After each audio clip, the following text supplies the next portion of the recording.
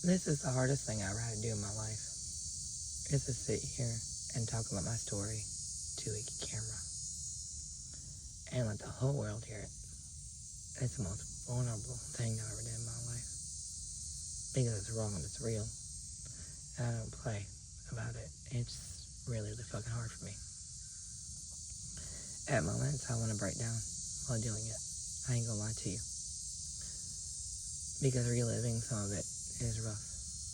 But what's worse is the thought of not helping somebody else do the same shit.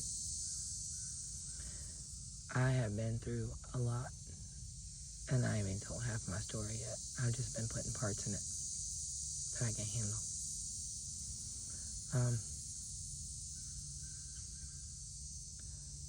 My last ex did me in. The one after the husband did me in. Now, that one made me wake up and, beg to go see God. But he also made me beg God for help. And I couldn't be more glad that man left my ass. I know it's wrong to say for so many people here, but I don't give a shit. I am so fucking glad I no longer have to deal with that motherfucker. I heard a video last night while sitting on my porch. It was on Facebook, and it was verbal abuse. I hate you. I hope you fucking die. My man screaming. And I heard that my whole fucking life. From every man that's around me. My brothers, my parents, my exes, every fucking one of them. There's only one person that I've ever dated for more than 3 months that never talked to me like that. And God rest his soul, he is in heaven. He got cancer. And he died a few years back. And yes, grieving him is a whole new fucking category for me. I went in with him when he died, and I still grieve him.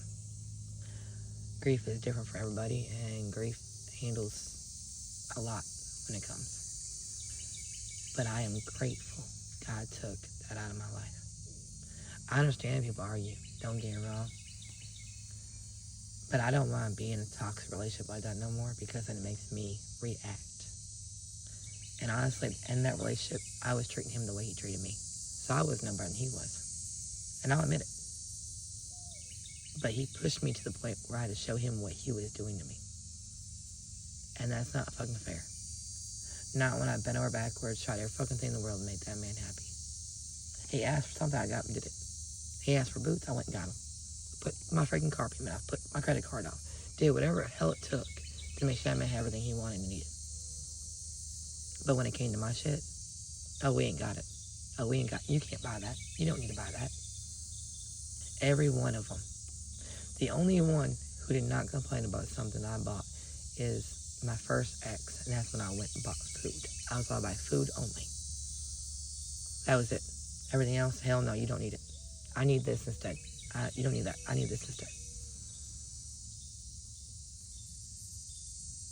I don't remember at any point in my life, even with me dancing, me ever keeping a pedicure done all the time. Like, I don't remember me paying for pedicure all the time. Because I didn't. Because instead of pedicures, they needed. So I didn't buy pedicures. My kids needed. My kids was not a question. My kids could have said they wanted freaking a baseball goal and it was $50 and I would have went and bought it. No freaking question. When I could. I literally had to go shopping in the middle of the night sometimes to buy my kids clothes that they did, because they didn't have any, just so the boyfriend wouldn't steal the money and go buy whatever he wanted instead. Yeah.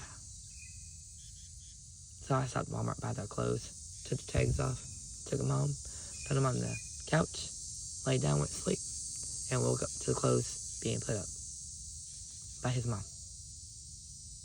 Because she knew that my kids needed clothes told me they did. And I made enough money, I was like, fuck that, I'm going to buy them clothes and I'll go home. And that's what I did. When it came to my kids, that was a different story. But when it came to myself, oh no, I neglected the fuck out of myself. I didn't neglect them, but I neglected the shit out of myself. In every fucking way. Every way. I went to go get glasses one day, or my eyes checked. And my ex called me, and he's like, I need to go do this. I was already gone. I'm on my way to eye doctor. And I was like, what? And he's like, I need to go do this. And I'm like, I'm on my way to eye doctor. He's like, can't that wait? Can't you go somewhere else some other time? No fucking lie. I turned the fucking car around, headed back to the house. Okay? I had cruise control on because I didn't want to speed. I'm on a major highway, I didn't want to speed, so I turned cruise control on. It had sprinkled a little bit, but it wasn't soaking wet. Well, I guess because my tires weren't good enough and my cruise control was on, I ended up hydroplaning from the slow lane into the fast lane, through the fucking median, into oncoming traffic in fast lane and slow lane. Got hit head on, and my car was totaled the fuck out. All because he wanted me to turn around and go run for him. When I came to, because I did end up getting knocked the fuck out, I did get hit head on. I mean, the car it was horrible, and it was the SUV that hit me. The EMT was holding my neck, asking me if I wanted anybody called. And I'm like, call my mom, she has to go get my kids. Not call my boyfriend, he has to get my kids. Call my mom, she has to go get my kids. Yeah.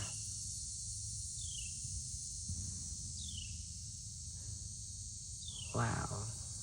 I could never rely on anybody but myself. Now, don't get me wrong, Mom shut the hospital. She went, made sure they got the bus, made sure he had them, and shut the hospital. And she was like, are you okay? And I'm like, no. And I had to pee so damn bad, I was in a room without a bathroom. I finally lost my shit and started walking in the hallway to go find a bathroom. I ain't gonna lie to you. And I come back in the room and State Patrol was in there, and he's like, yeah, it was Zofran. Are you abusing Zofran? I thought I didn't know you could abuse Zofran. But if you can you tell me how to do it? And I was already on freaking morphine. My mom's like, shut the fuck up. She was like, you embarrass the hell out of me. Yeah, I probably do. But I'm honest. He's like, never mind. I can already tell you don't abuse it. He's like, are you okay? I'm like, yeah. A little bit shook up. A little bit knocked the fuck out. And State Patrol, they, come over there, shook my hand, and left the room. My mom's like, you are horrible people. I was like, I don't care what I say. I said, and there gave me a shot of morphine. It's on, Mama. She's like, that's why you had to go piss. I was like, I know, right? But she did show up. Just not the way I needed sometimes. Sometimes she did. Most time, no. She showed up to make sure I was all right, and then she'd leave. I got admitted that night. I spent the whole night in the hospital by myself. But the weirdest part of that story is my mother-in-law's name is Elizabeth. My name is Elizabeth. The girl I hit head-on's name is Elizabeth. The EMT in the ambulance was Elizabeth. My first nurse in the emergency room was Elizabeth. My nurse upstairs was Elizabeth. And my discharge nurse was Elizabeth. My mother-in-law was already dead. But I can tell you, there was angels around me the day I got wrecked. And they hit hydroplane because I got a little bit of fluid in my lungs, and they wanted to keep check on me because I got knocked out. Other than that, I walked away with nothing. No scrapes, no nothing. And when I said that car was totaled, I mean, the car looked like it was not okay. They barely got it on the freaking toe. It was that bad, like, there wasn't much of it. It was all the way to the freaking windshield, all the way flat to the windshield.